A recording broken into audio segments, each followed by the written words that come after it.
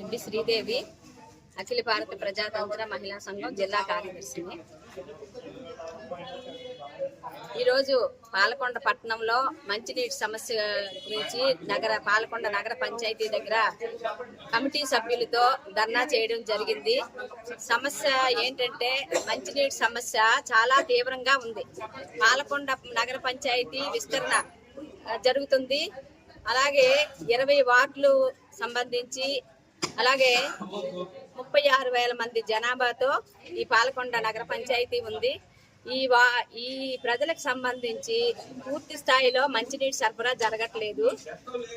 ఈ ప్రజలకి 20 లక్షల లీటర్లు అవసరమైతే 8 లక్షల లీటర్లే సరఫరా జరుగుతుంది. రోజు కొన్ని ప్రాంతాల్లో కొలాయిలు రావట్లేదు. కొన్ని ప్రాంతాల్లో అయితే రోజు ఇచ్చినా కూడా ఎక్కువ టైం ఇవ్వట్లేదు.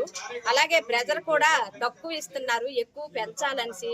చాలా ఇన్నేళ్ల స్వతంత్ర భారతదేశంలో మనకి మంచినీళ్ళు కూడా అడుక్కునే పరిస్థితిలో ఈరోజు మనం ఉన్నామంటే చాలా దౌర్భాగ్యమైన స్థితిలో ఉన్నాము. రానున్నది వేసవి కాలము. మంచినీరు చాలా మంది మంచినీరు ఎక్కువ తాగాలని చెప్తున్నారు.